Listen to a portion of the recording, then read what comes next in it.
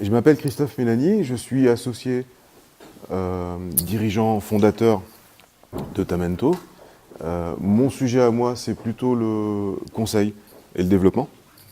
Et mon sujet à moi en particulier, c'est plutôt le B2B. Et mon associé, il est plutôt B2C. J'ai 4 objectifs aujourd'hui et je vais aller assez vite parce que finalement on a assez peu de temps ensemble. D'abord vous expliquer ce qu'est un dispositif web social, parce qu'on invente des mots compliqués pour vendre les définitions. Mais vous verrez que c'est pas si simple et ça vous permettra d'avoir une vue d'ensemble de ce dont on parle. Je voudrais vous montrer 2 exemples de PME qui exploitent les réseaux sociaux pour développer leur activité. Ça vous donnera des idées et des manières de concevoir tout ça. Comme on parle de community management, je vous expliquerai ce qu'est un community manager, à quoi il sert, quelles sont ses missions, pourquoi c'est utile. Et surtout, à la fin, j'essaierai de vous donner des guidelines, des bonnes idées, vous expliquer par quel bout on prend un projet comme ça, comment on conçoit une stratégie de social CRM, globalement par quel bout on le prend. Et si tout va bien, à mon dernier slide, vous devriez avoir des idées pour redémarrer quelque chose ou continuer quelque chose, en tout cas appliquer tout ça dès que vous reviendrez à votre bureau. 5e ambition qui n'était pas ici, je vais prendre 2 minutes pour vous expliquer qui on est. Donc on s'appelle Tamento, notre mission à nous c'est d'aider nos clients à trouver leurs clients sur le web. Ça signifie 2 choses, ça signifie qu'on pense qu'on trouve des clients sur le web, nous on le fait, nos clients le font. Et ça signifie une 2e chose, c'est que on n'est pas, nous, intrinsèquement, les meilleurs techniciens du monde, mais on les connaît et on les fait travailler. On n'est pas les meilleurs artistes du monde, mais on les connaît et on les fait travailler. Et surtout, l'équipe que j'ai en interne est une très très bonne équipe. On se focalise sur vos clients et sur ce que ça apporte. Donc je ne vous vendrai pas une page Facebook si vous n'en avez pas besoin, je ne vous vendrai pas du référencement si vous n'en avez pas besoin. On est plutôt des marketeurs, on s'occupe plutôt du business et on s'occupe plutôt de stratégie marketing avec l'outil web. Et on pense que ça fonctionne. On fait 5 choses. Je vais commencer par la droite. Évidemment, on fait du développement, de la création, de la refonte de sites et de dispositifs web, vitrines, applications en ligne, vente en ligne. On fait de la communication visuelle. J'ai des directeurs artistiques qui font de la création de marque, de la création d'identité, de la réalisation de support, bien sûr. On fait des réseaux sociaux. J'ai des community managers avec moi. Et on fait ça depuis 2008, 2007. On fait du référencement. Et on fait de l'inbound marketing. Vous avez entendu parler d'inbound marketing? Pour faire simple, l'inbound marketing sont toutes les techniques qui te permettent de faire venir des gens vers un site web, de les accueillir, de garder des traces et de faire en sorte qu'on garde le contact avec les gens qui visitent votre site web et qu'un jour, lorsqu'ils sont chauds pour acheter, on puisse le savoir et leur faire une offre. Ça vous va? Donc c'est un système de tracking, de mail, de landing page, de référencement. Enfin, voilà. L'inbound marketing, c'est le contraire de la prospection. C'est l'idée de faire venir les gens, de les attirer, de les garder et de les convertir en clients. On le fait de 3 manières. J'ai un studio qui se trouve à Lyon et à Paris, qui prend en charge des projets au forfait. J'ai un centre de formation. Nous avons, un centre de formation. On a 38 formations web marketing, un catalogue, 8 cursus métiers et on forme 300 personnes par an, un peu plus. On ne donne que des formations au web marketing. Et j'ai une activité de délégation pour des clients qui ont besoin d'un community manager, d'un traffic manager, d'un social media manager, qui sont des métiers un peu nouveaux, qu'on les aide à trouver et qu'on place chez nos clients, qu'on accompagne chez nos clients à temps plein ou en temps partiel. Nous avons des clients, des grands comptes, des comptes moyens, des comptes intermédiaires, des créateurs d'entreprises aussi souvent, qui ne sont pas les gens avec lesquels on fait la plus grosse activité, mais qui sont des gens qu'on adore accompagner parce qu'on est créateur d'entreprise nous-mêmes et ça nous intéresse. Et on existe à 3 endroits, Paris, Lyon, Strasbourg, et pas encore à Saint-Étienne, mais je compte bien sur cette journée pour nous motiver à le faire. Donc la première chose que je vais vous dire, c'est les gens parlent de vous sur Internet. Les gens parlent de votre marque, les gens parlent de votre société, les gens parlent de vous personnellement. Donc je ne sais pas si vous vous souvenez de ça. Évidemment, Super Size Me, vous vous souvenez? Un film reportage sur McDonald's, c'était facile, on prend McDonald's et on en fait un film. Et ça là, ça c'était sur Twitter. C'est une petite souris à la brioche dorée. Rue de Rivoli à Paris, quelqu'un qui passe, c'est la nuit, il regarde dans la vitrine, voilà une petite souris, il la prend sur Internet, il la prend en photo et ça fait le tour. Et ça, c'était pas du tout contrôlé par les gens du marketing de Brioche Dorée. Et là, pareil, une petite souris au McDonald's du Forum des Halles. Alors, si vous connaissez le Forum des Halles à Paris, c'est possible qu'il y ait des souris là-bas. Mais ça fait rire. Et c'est une somme de communication attachée au nom McDonald's que la direction marketing de McDonald's n'a pas voulu. Deux autres exemples juste comme ça. Je ne sais pas si vous vous souvenez de ce moment-là, c'était il y a 2-3 ans. D'ailleurs, c'est l'ancien look de Google. Des employés de Domino's Pizza qui se filment en train de cracher dans les boîtes de pizza. Ou de les faire tomber et de les remettre dedans. Et c'était un peu dégueu. Et puis ça les fait rigoler. Et ils publient ça sur YouTube. Et il y a un moment, quand on tapait Domino's Pizza, ça arrivait en 3e position. Et évidemment, ça plaît, enfin ça fait rire, donc les gens vont voir et les gens se le repassent, et c'est beaucoup lié, et donc ça se référence facilement, ce genre de choses. Là, pour la petite histoire, comment Domino's Pizza s'en est sorti, ils ont publié des vidéos avec le même nom, les mêmes mots-clés, les mêmes références, sur les mêmes plateformes, YouTube, Dailymotion, tout ça, dans lesquelles ils dénonçaient le comportement de ces gens-là. Donc en fait, ils n'ont pas supprimé la vidéo, parce que ça, c'est pas possible, c'est pas faisable. Ils l'ont remplacé. Ça s'appelle du déréférencement. Il y a plein de manières de faire ça, mais l'idée c'était de remplacer la mauvaise vidéo par une bonne. Donc techniquement, on la trouve toujours, la bonne vidéo, mais elle est plus dure à trouver. Et à droite, Academia, vous vous souvenez de cet épisode-là où on s'est rendu compte que dans les fichiers clients d'Academia, il y avait des informations un peu borderline. À ce moment-là, en page d'accueil de Google, toute cette zone-là, alors on l'a mis en rose pour l'exemple, mais toute cette zone-là, c'était des articles qui parlaient de ça. Quand on tapait Academia sur Google, on tombait là-dessus. Là aussi, gros bad buzz. Alors ça, évidemment, ça marche si vous êtes connu, mais ça marche aussi si vous n'êtes pas connu. Vous connaissez Foursquare? Ça vous parle, Foursquare? Foursquare, c'est un outil de check. C'est un outil que vous avez sur votre iPhone et qui vous permet de dire « je suis ici ».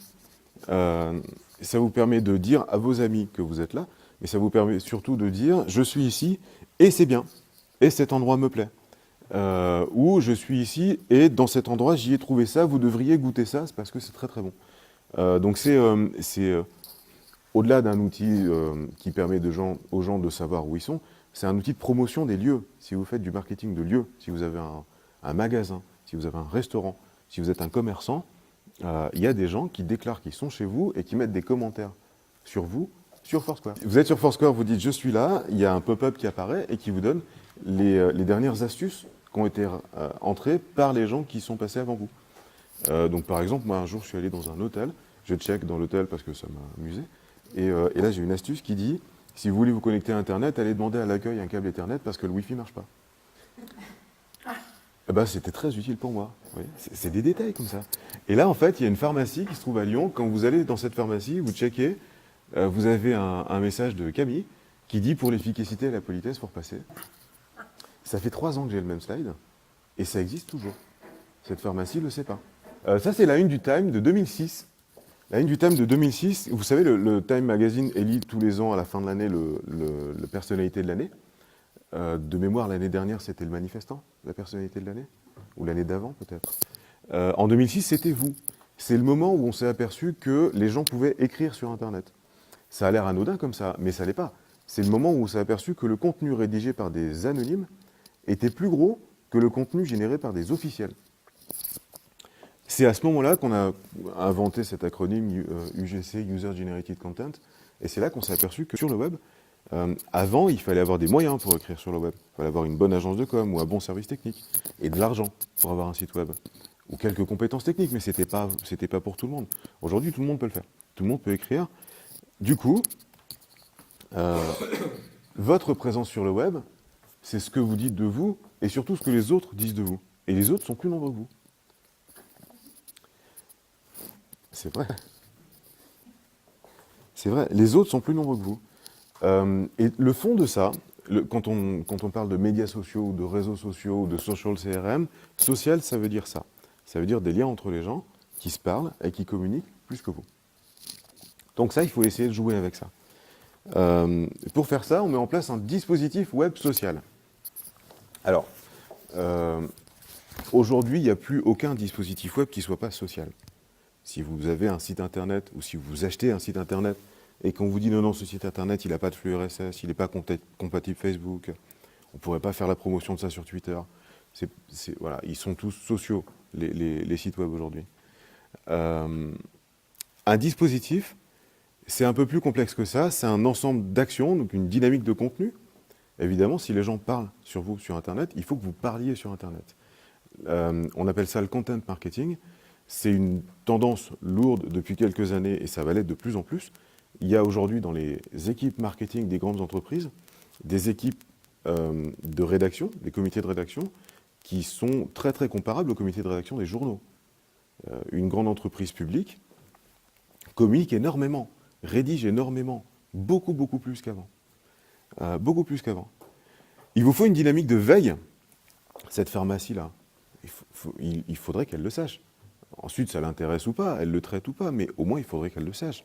J'ai un exemple. Un jour, on a rencontré un président de conseil général.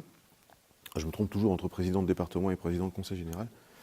Je crois qu'il était président du département, et lui me dit, mes conseillers, oui, j'ai un doute, mes conseillers me disent que Twitter, c'est pas la peine pour moi, faut pas y aller. Donc, j'y suis pas. Donc, on dit, bon, d'accord, ok.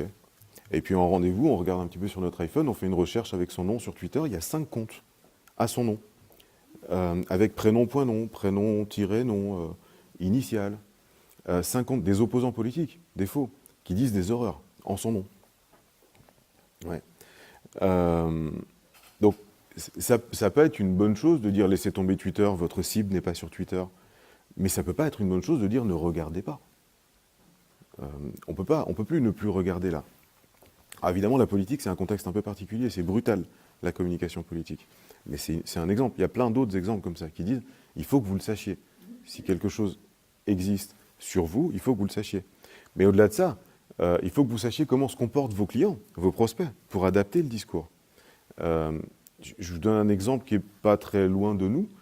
Je vais vous donner un exemple à moi d'ailleurs. On vend des formations au community management. Et il y a un an, la quasi-totalité des gens qui cherchaient une formation au community management tapaient formation community management. Aujourd'hui, ils tapent formation community manager. Ça a l'air de rien. Ça a l'air de rien, mais si on ne le voit pas, ça, on passe à côté. Et on perd le trafic. Donc on perd les prospects. Ça a l'air de rien. Ce changement de comportement-là, c'est un changement de marché. C'est un changement de la demande. Et ça, il faut être en veille là-dessus aussi. Donc, dispositif de veille, une dynamique de display. Le display, c'est la pub sur Internet, les bandeaux pubs. C'est globalement envoyer à quelqu'un une information qu'il n'a pas sollicitée. C'est l'inverse de la recherche de Google, dans laquelle on donne à quelqu'un une information qu'il a sollicitée. Vous voyez, c'est très utile le display. Pas à faire n'importe comment, mais ça peut être très utile. Une dynamique de conversation. Il y a des automatismes. Vous pouvez écrire sur votre site web, vous écrivez un billet de blog, et puis il est publié automatiquement sur Twitter ou sur Facebook. Et tout va bien. Sauf que, si vous n'êtes pas sur Facebook, pour répondre aux commentaires que les gens que les gens laissent, ça ne sert à rien. Un réseau social, ça permet de créer de la conversation avec les gens. Donc il faut être prêt à converser. Il faut être prêt à être là. Juste un exemple, vous vous souvenez du tsunami au Japon? C'était il y a 2 ans, je crois. J'ai perdu la mémoire, je ne sais plus les dates. C'était il y a 2 ans. Ça s'est passé à heure française, c'était samedi matin 9h, le tsunami. Et là, grosse alerte, notamment sur les avions. On ne savait pas si les avions décollaient. Et donc, une situation très anxiogène, les gens appellent Air France pour savoir si les avions décollent, pour savoir si les gens qui sont au Japon pourront rentrer. Et surtout, ils laissent des commentaires sur Twitter. Sauf que le community manager de Twitter, il est en week-end, samedi à 9h. C'est là le truc qui dit, si vous êtes sur un média qui permet de faire de la conversation, attendez-vous à converser. Attendez-vous à converser, et attendez-vous à converser comme les gens le veulent. Ils vont pas attendre le lundi matin 9h que le community manager revienne au bureau pour s'inquiéter de l'avion qui décolle. Vous voyez ? Il y a des permanences de nuit maintenant, il y a des astreintes dans les services marketing. C'est vrai, hein ? Ils n'en sont pas encore à faire les 3-8, mais il y a des astreintes. Donc ça, c'est un ensemble d'actions qu'il faut que vous mettiez en place et qui exploitent toutes les possibilités du web. Évidemment, un site web, bien sûr. Évidemment, des blogs. Alors, le blog fait partie de votre site web, il est à côté, il est dedans. Votre site web n'est qu'un blog, ça c'est un grand débat. Globalement, sans rentrer dans la technique, un site web, c'est des informations qui bougent peu. Un blog, c'est des informations qui sont mises à jour régulièrement. Ah, c'est un fil d'actualité. D'accord ? Il vous faut du référencement, il faut faire venir les gens qui vous cherchent. Il vous faut des mails, il vous faut une présence sur les médias sociaux. Je vous donne un... Je peux écrire là ouais. Parce que ça me passe comme ça, vous pouvez le noter. C'est pas un site qui m'appartient, hein, mais c'est un site qui s'appelle Namecheck, namechk.com de mémoire. C'est un site sur lequel vous pouvez mettre un nom et il vous dit si ce nom est disponible sur les réseaux sociaux. Tous, sur tous les réseaux. Ça, il faut le tenter. Hein. Il faut essayer ça une fois. Hein. Namechk, Namecheck. J'écris pas très bien, c'est ça. Je parle pas très fort et j'écris petit. Il faut être prêt. Je le réécris. Namecheck, ça vous permet de voir si les noms sont dispo sur les réseaux sociaux. Et s'ils sont dispo, prenez-les. C'est gratuit. Il y a 3 ans, CNN a racheté le compte Twitter CNN 10 000 $. Parce que quelqu'un l'avait pris sans penser le revendre. Hein. Et aujourd'hui, il est impensable que CNN n'ait pas le compte Twitter CNN. Aujourd'hui, c'est impossible à concevoir. Sauf qu'il n'avait pas pris au moment où c'est sorti. Donc prenez-le, ça ne coûte rien. Prenez-le, mais comme un nom de domaine, hein, c'est pas le sujet d'aujourd'hui, mais un nom de domaine en .fr, .com, ça coûte 5 $ par an, 5,90 je crois. Donc prenez-les tous. Ça ne coûte rien, prenez-les tous. On n'hésite pas entre le .fr, le .com, le .net, on les prend tous. Imaginez un... Alors c'est arrivé. C'est arrivé. J'ai régulièrement des discussions avec mes clients qui disent est-ce que je prends le nom de domaine en .xxx? .xxx, c'est pour les sites XXX. Et mes clients me disent moi, je ne vends pas ce genre de choses, donc je n'ai pas besoin du nom de domaine. Oui, sauf que si un site apparaît avec votre nom en .xxx, vous allez être embêté. Donc prenez-les, quoi.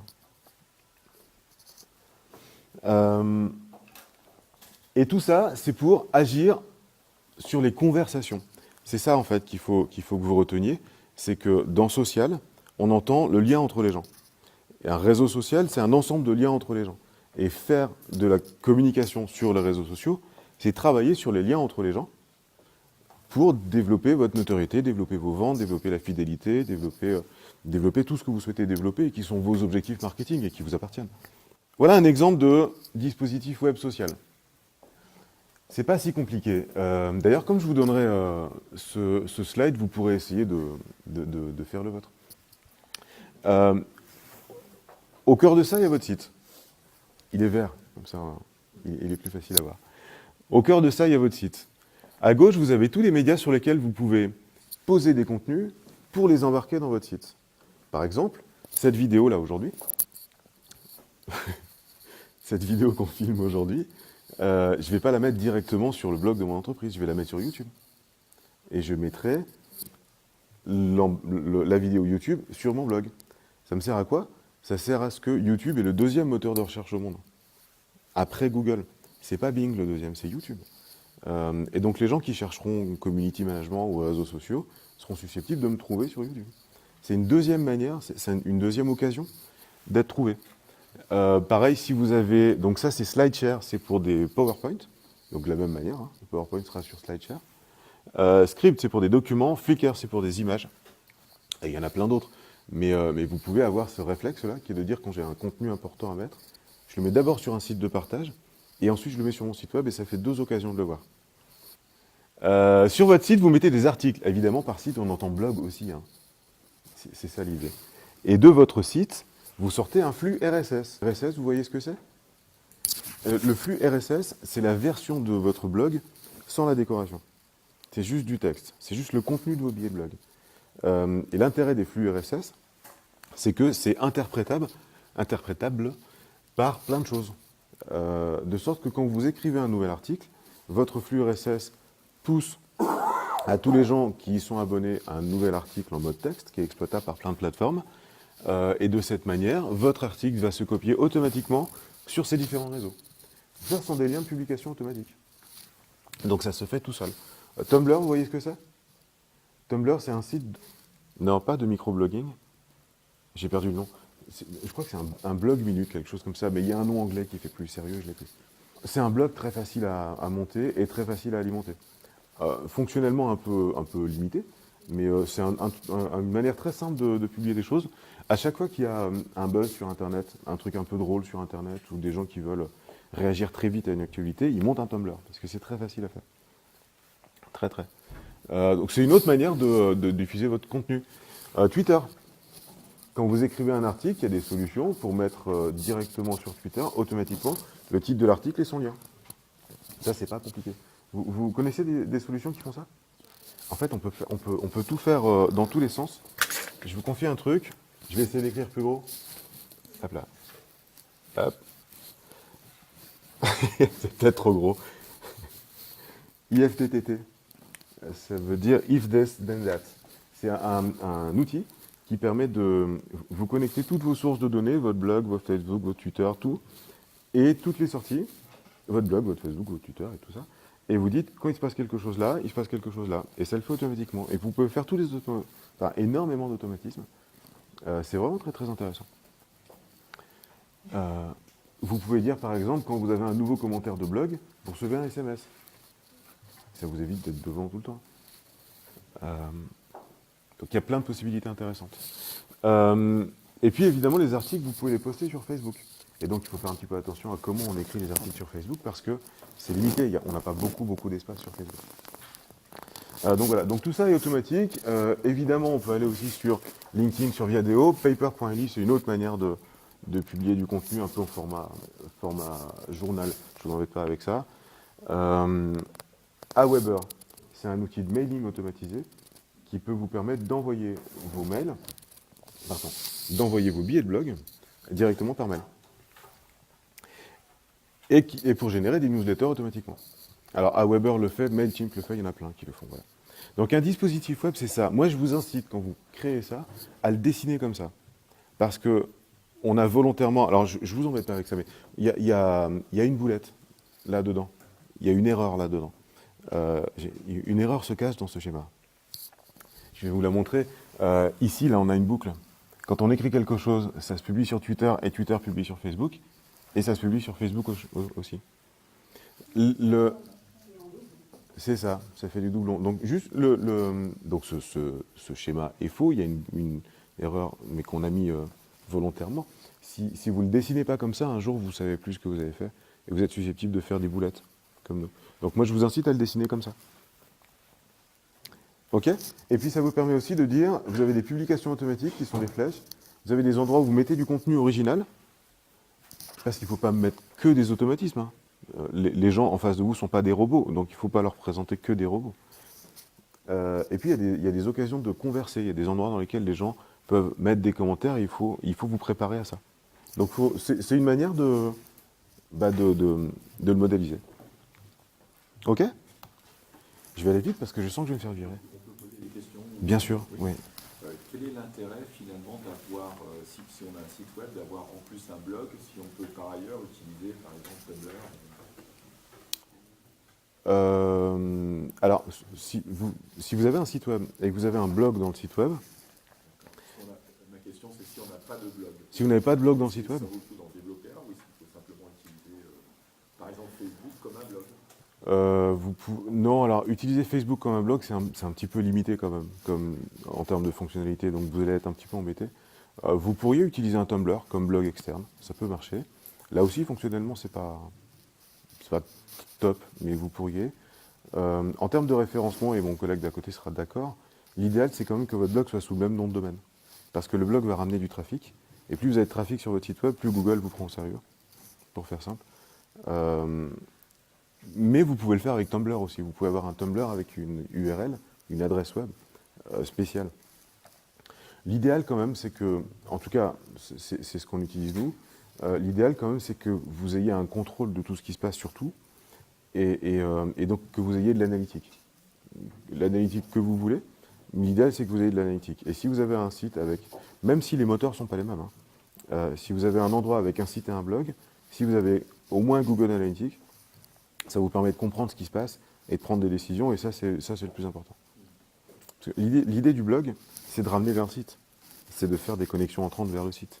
Et donc, il faut que ce soit... voilà. Ensuite, il y a une question d'ergonomie. Est-ce que le blog peut avoir une tête totalement différente du site? Ça dépend des cas. Ça dépend des cas. Je sais que... Alors, ça se fait beaucoup dans les agences de com. On a un blog officiel et un blog off. Avec des choses un petit peu plus fun, un petit peu plus cohésion d'équipe. Ce blog off peut avoir une tête totalement différente et ne pas respecter la charte de l'entreprise. J'ai un client, par exemple, qui vend des vérandas. Et son blog, il n'est pas dans son site, et c'est pas un blog sur les vérandas, parce qu'il n'a pas l'inspiration pour l'alimenter. Et ça, pour le coup, si vous n'avez pas ni le temps ni l'inspiration, créez pas un blog, hein. Créez pas un blog vide. C'est contre-productif. En fait, lui, il a créé un blog à côté, avec une marque différente, et c'est un blog sur le bien-être de vivre dans une véranda. La décoration, l'ameublement, voilà. Et il génère du trafic comme ça vers son site de véranda. Donc, ça peut être une stratégie qui est de dire j'attire les gens avec quelque chose d'un petit peu périphérique et je ramène vers mon site de vente. Globalement, ce dont on parle, c'est du social CRM. Social CRM, c'est encore un nouveau mot pour vendre la définition. On fait comme les avocats, nous. Le social CRM, c'est juste du marketing de réseau. Reprenez vos bouquins de marketing, allez à la FNAC, il y a toujours un chapitre marketing des réseaux. Le marketing de réseau, c'est le bouche à oreille, la cooptation, le parrainage, c'est le truc le plus vieux du monde. On n'a pas inventé grand-chose. Hein. Marketing de réseau, c'est normal. Mais c'est le marketing de réseau avec la puissance du web. Je vous passe, la folksonomie, c'est le classement à la popularité. C'est l'idée qu'on voit sur le web en premier ce que le plus de gens a plébiscité. Pas forcément la vérité ou le truc qui vous correspond le mieux, mais ce que les gens ont plébiscité en premier. D'ailleurs, faites le test. Hein. Si vous êtes sur un site de musique par exemple, et quelque part à droite, le site de musique classe les 5 musiques les plus écoutées, vous verrez que vous cliquerez sur la première. Pas parce qu'elle vous intéresse, mais parce que c'est la plus écoutée. Et donc plus on est haut dans le classement, plus on est haut dans le classement. Donc quand on est nouveau, c'est dur. Mais ça se fait. C'est le principe du web. L'intelligence collective, le temps réel, ça se fait en temps réel sur Internet et ça se fait pour toujours sur Internet. Ce qu'on écrit sur Internet, ça existe toujours. Ça existera toujours. Ce sera enregistré, ne serait-ce que dans les bases de données de Google. Ça existera toujours. Hop. Et donc quand on fait du social CRM, pour faire simple, on met en place des dispositifs qui se servent de l'interaction qu'on a avec les gens et des conversations qu'on peut mener avec les gens. Par exemple, 2 exemples de sociétés qui font ça. Alors, ce sont 2 clients. Et je ne vous donne pas le nom parce que ça peut vous correspondre à vous. Une société qui est leader dans les services informatiques, qui est très spécialisée sur quelques types de métiers d'informatique et qui a une position de challenger par rapport à des gros concurrents qui ont beaucoup de notoriété. Et son problème à elle, c'est de recruter. L'informatique en région parisienne, c'est un marché tendu et le problème, c'est de trouver les gens. Les 6 millions de chômeurs, ils ne sont pas dans ce marché-là. Ce qui est plutôt bien. Donc le problème, c'est de trouver des gens. Et donc on a plein de solutions. On peut faire du référencement, il y a des moteurs, il y a des job boards, il y a plein de solutions. Et puis il y a une idée qui est la cooptation. Vous voyez ce que c'est la cooptation? La cooptation, c'est l'idée de dire à nos employés, faites venir des gens que vous trouvez bons, et si vous les faites venir et qui nous conviennent, on vous donne une prime de cooptation. Alors, prime ou pas, on incite les gens à faire venir leurs amis, professionnellement. Et bien, ça sert à ça, un réseau social. Ça sert à ça. Ça sert à faire travailler les gens. Ça sert à faire travailler les réseaux des gens. Un réseau social, en fait, ça a trois fonctions de base. C'est aimer, voter et partager. C'est aussi bête que ça.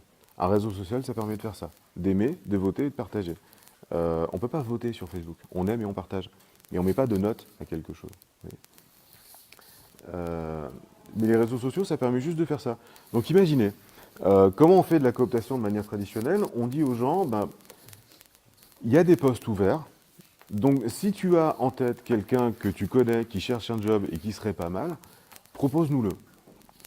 Et donc les gens vont chercher, ils vont identifier peut-être 1-2 personnes qui cherchent un job. Sur les 1-2 personnes, ils vont se dire, non, lui, je ne vais pas le proposer parce que je ne le propose pas. Et donc, vous ne le connaissez pas. Dites pas ça. Et donc voilà, la portée de cette action-là, elle est assez limitée parce que si dans l'entourage proche des gens, il n'y a pas de gens qui cherchent quelqu'un, qui cherchent un job et qui ont le profil pour postuler, ça ne fonctionne pas. Là, en fait, on a fait un truc un peu différent. C'est qu'on a dit, on crée un job board, on a créé un site à côté, qui n'est pas le site de l'entreprise. On a créé un site à côté, qui est un site dédié, marque employeur. Un site dédié, la marque a une manière de se présenter à ses clients, elle a une autre manière de se présenter aux candidats, sur d'autres valeurs, sur d'autres thèmes, avec une énergie différente. Et ce site-là publie des offres, et quand on publie des offres, elles sont reroutées sur Facebook, sur Twitter, sur Viadeo, sur LinkedIn. Enfin, on a connecté ça à ces choses-là, à Facebook, LinkedIn, Viadeo, Tumblr et Twitter. De sorte que on communique en interne sur le fait de dire, on dit plus si tu connais quelqu'un qui est susceptible de, propose-nous-le, on dit on publie des informations, merci de les partager. Et donc, en moyenne, vous savez combien un utilisateur de Facebook a de contacts en moyenne, d'amis en moyenne? En France, 90. Ça veut dire que si tous les employés de cette entreprise-là jouent le jeu et partagent les offres d'emploi, eh ben, à chaque employé qui partage, ça fait 90 personnes qui sont susceptibles de l'avoir. Et dans son réseau, qu'il soit au courant ou pas que la personne est en recherche ou en attente ou à l'écoute, eh ben, la personne va le voir. Donc on a une audience beaucoup plus grosse. Vous voyez? C'est typiquement, alors je vous explique ça, vous n'êtes pas tous dans ce cas d'avoir des difficultés à recruter, et je ne vous dis pas recruter tous comme ça. Je voudrais vous faire comprendre l'intérêt d'un réseau social, c'est de se servir des connaissances des gens. Et la cooptation, ça fait ça très bien. Et les réseaux sociaux, pour faire de la cooptation, c'est assez naturel finalement. Vous voyez le... Deuxième exemple. Deuxième exemple, c'est une entreprise qui fait... Tac. Ah non, j'ai juste dit produits innovants. Bon, je vais vous le dire à vous. C'est une entreprise qui fait des cloisons en béton. Des cloisons d'entreprise, vous savez, comme un concurrent du BA13, pour les bricoleurs. Un concurrent du BA13, mais en béton. Donc un peu plus lourd, un peu plus compliqué à installer, mais très isolant. Et avec un retour sur investissement à 1 ou 2 ans, enfin assez rapidement, parce que très isolant et plein de propriétés d'isolation phonique, thermique, voilà, un truc assez intéressant.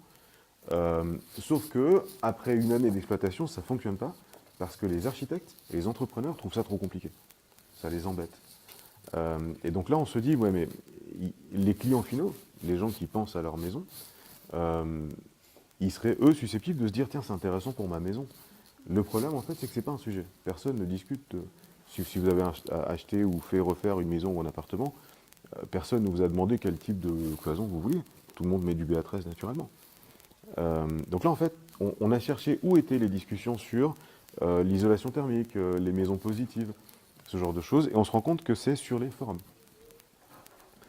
Sur les forums d'autoconstructeurs, sur les forums de bricolage. Et c'est là qu'est le marché. Donc on fait une étude, on cherche leurs mots-clés, les mots-clés qui correspondent à... Je crois qu'on va vraiment la couper au montage. On cherche les mots-clés qui correspondent à leur activité, et on cherche où ils sont. Et on s'aperçoit que 90% de l'apparition de ces mots-clés-là sont sur 5 forums. Donc on va sur ces 5 forums, on met en place un community manager qui a 2 rôles. Son premier rôle, c'est de participer au forum, d'intégrer les conversations et de dire, tiens, vous vous posez une question sur une cloison, eh ben moi j'ai une cloison intéressante, vous devriez regarder. Et son deuxième rôle, c'est d'aller sur des blogs qui parlent de ça, parce qu'il y a aussi des commentaires sur les blogs, et proposer de discuter. Pas forcément des biais sponsorisés, mais peut-être une démonstration gratuite, peut-être des informations, des white papers, voilà. De sorte d'aller trouver les échanges, les conversations, où elles sont, et de s'y inscrire, et de faire de la notoriété. L'idée, c'est ça, c'est qu'en termes d'évolution de la marque, vous avez vu mes slides, plus ça avance, plus ils sont un peu techniques, compliqués. On prend un petit peu de temps pour mettre en place un community manager, le former à l'offre, parce que le community manager, il va parler à des clients, donc il faut qu'il sache un petit peu de quoi il parle. Surtout, on prépare un fond documentaire. Un livre blanc, des vidéos, des plaquettes, des tutos, des choses qui vont permettre d'alimenter et de faire du contenu.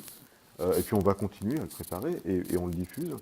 Et l'idée, c'est que on commence à diffuser du contenu.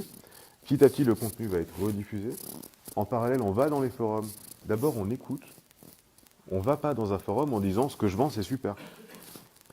Sauf si vous vendez des roses et que vous allez dans les restos et que vous arrivez avec vos bouquets de roses et que vous vendez des roses. Ça, vous avez dit que ça ne marchait pas. On ne va pas dans un forum en disant « je vends ça, c'est super ». On va dans un forum d'abord en écoutant. On comprend. Ensuite, on essaie de proposer un avis utile, de la valeur.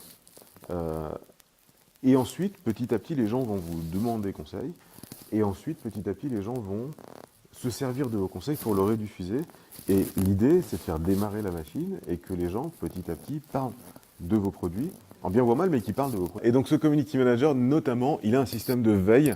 Si on a un petit peu de temps à la pause, je vous expliquerai, mais on a la possibilité de faire de la veille et de se faire remonter des alertes quand on parle de vous. Il y a des solutions qui font ça très bien. La solution la plus évidente, la plus immédiate, c'est Google Alert. alert.google.com. C'est pas celle qui marche le mieux, c'est pas celle qui vous donnera la plus grosse satisfaction si vous êtes très très exigeant, mais ça marche et c'est facile à faire. Alors un community manager, c'est quoi? Un community manager, le community management, c'est une méthode, des ressources et des compétences. Et effectivement, des ressources. Pas souvent un community manager tout seul. Surtout, si vous allez sur Internet et que vous tapez « qu'est-ce qu'un community manager » ou « qu'est-ce que le community management », vous allez trouver des gens qui vous disent « c'est ça ». Moi, j'ai documenté le truc, un community manager, c'est ça. Vous comprenez bien que le community manager de l'entreprise numéro 1 et le community manager de l'entreprise numéro 2, c'est pas les mêmes. C'est pas les mêmes compétences, c'est pas la même méthode, il n'a pas les mêmes objectifs. Donc le community manager et le community management, ça dépend de la communauté. Il n'y a pas de réponse immédiate. Mais il y a quelques constantes. D'abord, il y a une méthode. Nous, on a développé une méthode qui s'appelle ECPAR, qui veut dire écouter, parler, répondre, et qui dit globalement qu'on organise nos journées en 3 parties. D'abord, on fait de la veille, ensuite on fait du contenu, et ensuite on fait des conversations. Et globalement, les community managers organisent leur journée un peu comme ça. Ils ont une heure ou deux de veille, ensuite ils font du contenu, et c'est le gros de l'activité, et ensuite ils font des conversations. Suivant l'activité des communautés sur lesquelles vous êtes, on fait plus ou moins de conversations, mais globalement, il faut faire ces 2 choses-là. Il faut faire de la veille, il faut faire du contenu, il faut écrire des trucs, et il faut prendre du temps pour répondre. Et dans ces 3 choses-là, il y a des choses à connaître, il y a des outils, il y a des bonnes pratiques. Un community manager, aujourd'hui, il fait plein de choses. Et souvent, encore maintenant, sous le terme community management, on mettait beaucoup de choses. Et beaucoup d'entreprises se disent, tiens, je vais prendre un community manager, je vais prendre un stagiaire d'ailleurs, je ne vais pas le payer, et il va faire tout ça. Et il va parler en direct sur Internet, sur ma marque. Et il va écrire des choses sur ma marque que je ne pourrai jamais enlever. Le stagiaire pas payé. Vous voyez que je ne souscris pas totalement à cette... on est d'accord. Non, mais un community manager doit savoir faire beaucoup de choses. Et évidemment, il crée et il gère des communautés. Des fois, c'est un marketeur, il faut qu'il pense stratégie. Il peut être rédacteur. Des fois, il faut faire du graphisme. Il planifie, il référence. Il faut un petit peu, des fois, agir avec un peu de diplomatie, parce que quand vous faites face à un bad buzz, il faut le faire avec un petit peu de méthode, de doigté. On ne gère pas une crise comme ça. Et sur Internet, une crise, ça peut aller très vite. Ça peut s'enflammer très vite. Donc c'est un poste un peu sensible. Et globalement, le community manager que vous aurez dans votre entreprise ou chez vos clients, d'ailleurs, je ne vous ai pas demandé ce que vous faisiez, il a 2 choses dans sa tête. Il a des compétences métiers, de ce que vous vendez, et il a des compétences web. Les compétences métiers, c'est il faut qu'il connaisse vos produits, il faut qu'il connaisse vos clients, il faut qu'il connaisse votre stratégie marketing, il faut qu'il parle de cible, il faut qu'il sache réfléchir à ça.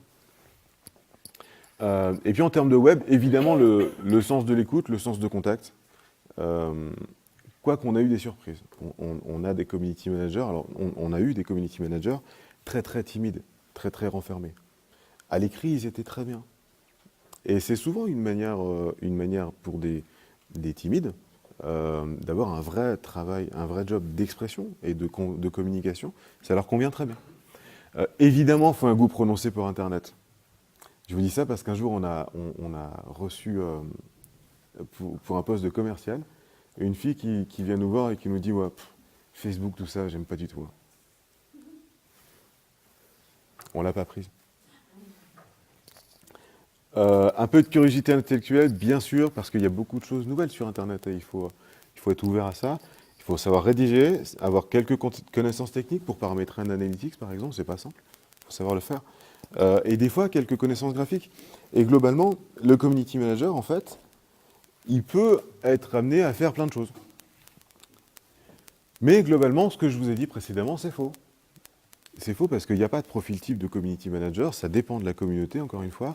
Ça dépend de la communauté sur laquelle il agit, ça dépend de vos objectifs de développement. Si vous allez sur Internet pour trouver des clients, ce n'est pas la même chose que si vous allez sur Internet pour faire du support client. Vous voyez ? Si vous faites du support aux clients qui utilisent vos logiciels, par exemple, votre community manager sera plutôt un technicien. Si vous allez pour trouver des clients, votre community manager sera plutôt un marketeur ou plutôt un vendeur. Et surtout de l'équipe qui l'entoure. S'il a un graphiste à côté de lui, il n'a pas besoin de connaissances graphiques, de connaissances en graphisme, par exemple. Ça vous convient ? Ouais. Je voudrais vous donner une manière d'aborder ces sujets-là. Et là, on va sortir un petit peu du community management et des réseaux sociaux. On va faire des choses un petit peu plus larges. Et je vais vous parler de web marketing. Le web marketing, pour nous, ça veut dire deux choses. Ça veut dire, d'abord, le web porte l'objectif de développement de votre entreprise. Ça, c'est important. Si vous souhaitez vendre, le web peut vendre. Si vous souhaitez générer des leads, le web peut générer des leads. Mais il faut qu'il assume ce truc-là.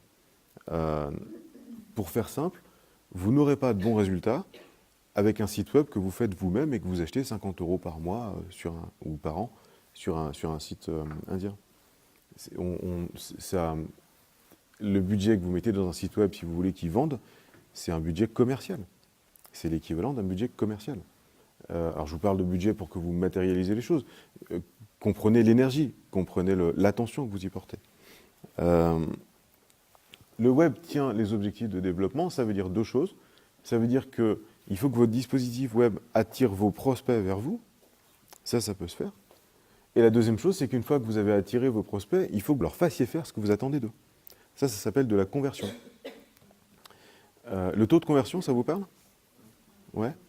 Alors pour ceux à qui ça ne parle pas, le taux de conversion, c'est la différence entre les gens qui viennent sur votre site et le nombre de gens qui font ce que vous attendez d'eux.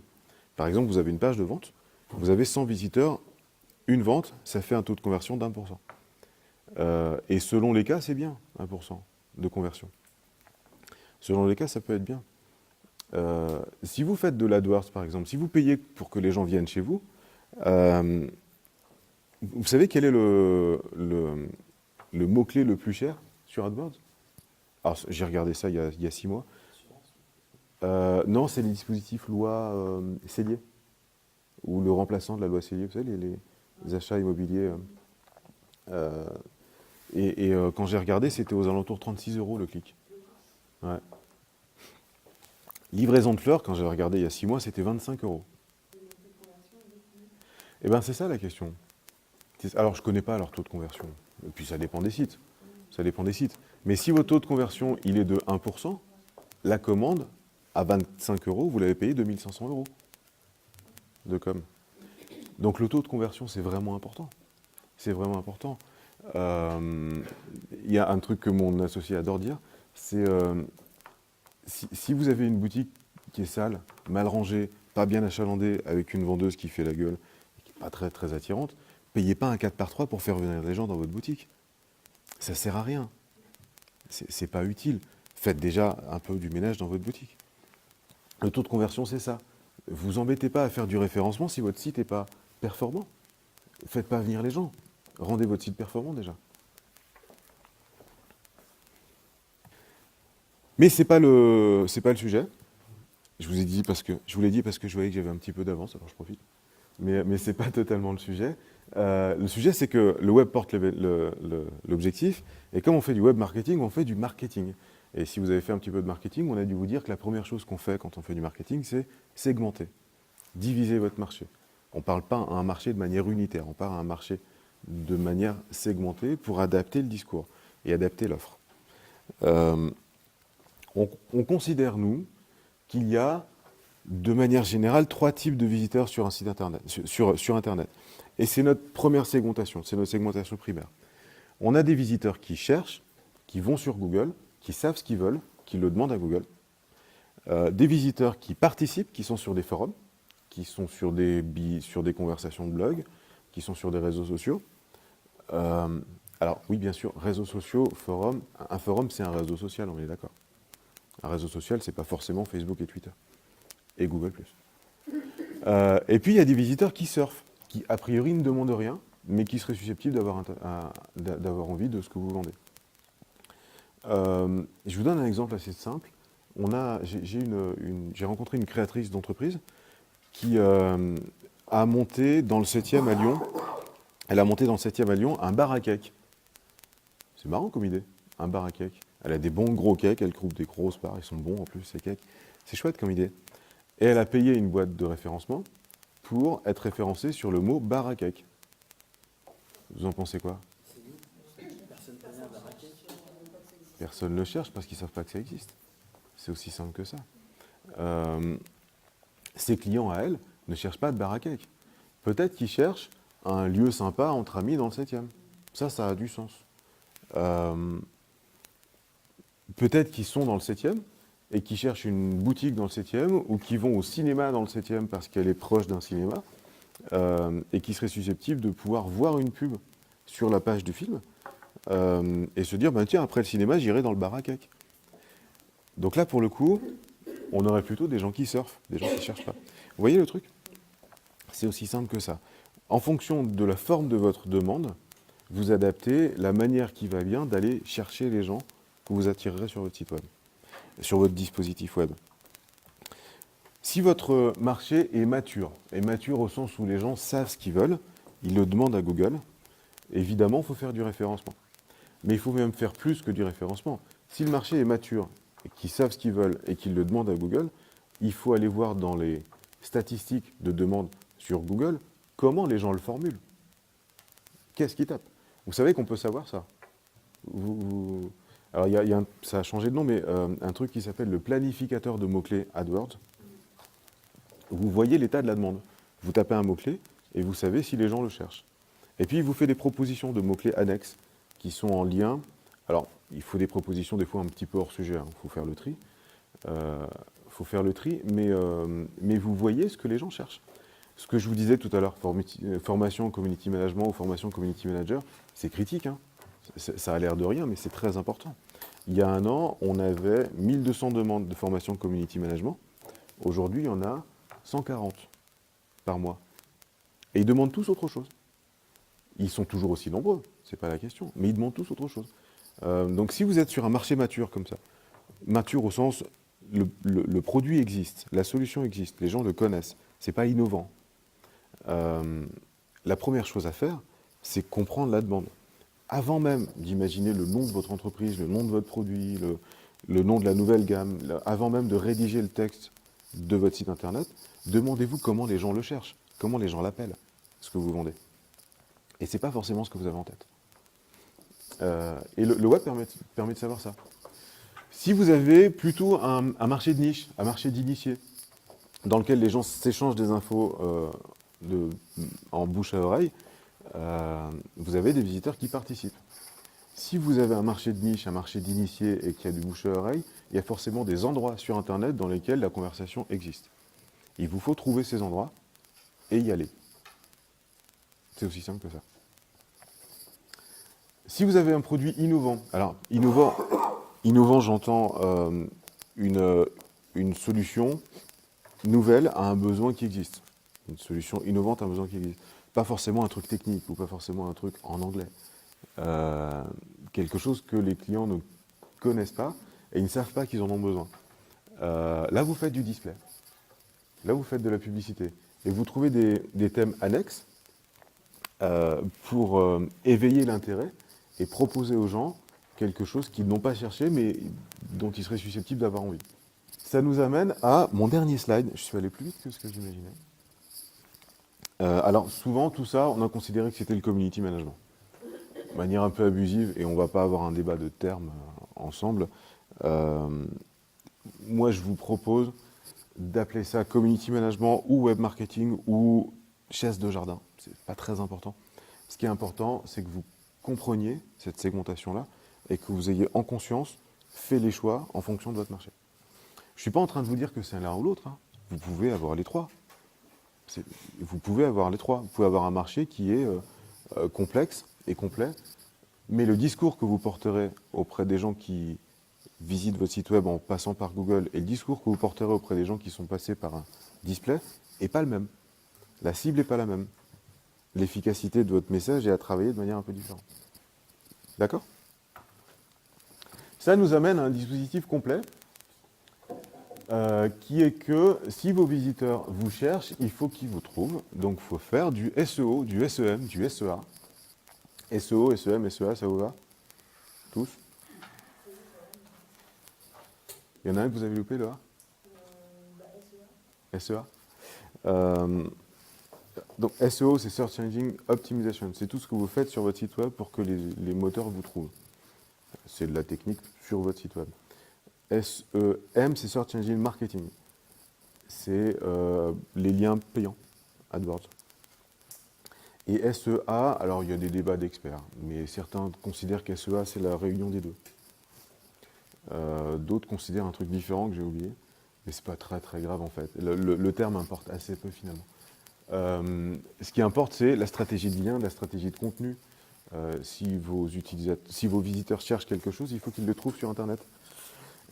La base de ça, c'est que quelqu'un qui cherche, si vous vendez un salon de jardin en bois, quelqu'un tape salon de jardin en bois, il tombe sur votre page de salon de jardin en bois, il doit voir tout sur le salon de jardin en bois, et que ça. Les gens qui cherchent quelque chose sur Internet veulent voir tout ce qu'ils veulent voir, mais seulement ce qu'ils veulent voir. Donc, ne payez jamais pour attirer les gens sur votre homepage. Ça marche pas. Payez pour attirer les gens vers quelque chose qui est calibré en fonction de ce qu'ils cherchent. Et donc la stratégie de contenu, c'est ça. On rédige aussi en fonction de ce que les gens cherchent. Si vous avez des visiteurs qui participent, il vous fait faire du community management. De la veille, aller sur les réseaux sociaux, mettre en place un community manager ou confier le community management à une agence. Si vous avez des visiteurs qui surfent, il vous faut de la communication visuelle. Alors évidemment, il vous faut une identité visuelle. Il vous faut quelque chose d'un peu percutant et adapté à votre cible. Il vous faut un logo propre, il vous faut un nom propre, propre au sens bien travaillé, quoi. Et puis vous pouvez faire du print, bien sûr. Vos comptes réseaux sociaux et votre site web doivent être sur votre carte de visite, sur vos plaquettes. Ça a l'air de rien, hein. Mais comme c'est votre site web qui tient l'objectif, qui génère les contacts ou qui fait les ventes, il faut attirer les gens vers ça. Même avec du papier, c'est pas très grave. Et puis le display web permet de faire ça. Des bons bandeaux publicitaires bien adaptés à la cible, bien adaptés au contenu et bien pensés. Ça peut vraiment, vraiment générer beaucoup. Et ça amène les gens vers votre dispositif web, qui est construit autour de l'objectif que vous avez, qui est soit de générer des contacts, soit de vendre, soit de fournir un service, globalement. Le site vitrine tel qu'on l'entendait avant n'existe plus vraiment. Le site qui dit « il me faut un site parce qu'il me faut un site », j'en attends pas plus que ça, mais je passerais pour un imbécile si j'en avais pas. Ça n'existe plus vraiment, ne le faites pas. Ne le faites pas. Il faut que vous attendiez quelque chose de votre site web. Il faut qu'il soit utile. Il faut que si votre site web génère des leads, des contacts ou des ventes, il faut que dans vos prévisions de vente et dans les objectifs de vente, il y ait une ligne pour le site web. Affectez un objectif commercial à votre site web. Le site web n'est pas juste quelque chose comme ça qu'il faut avoir, comme le bac.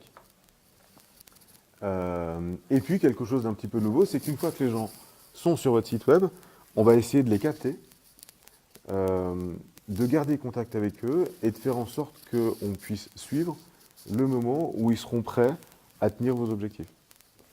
Et tout ça, ça s'appelle l'inbound marketing, qui dit on fait en sorte d'avoir le contenu qui les attire, on fait en sorte d'avoir les automatisations qui permettent de garder un lien.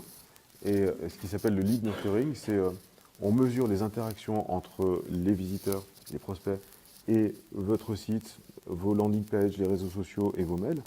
Et en fonction des interactions qu'il y a entre tout ce que vous lui envoyez et votre visiteur, on va considérer qu'il est chaud ou pas, qu'il est prêt à vous parler ou pas. Ça, c'est l'inbound marketing, et si vous voulez, on en parle un petit peu après, mais je pense que ça va être vraiment le sujet dont on parlera beaucoup en 2014.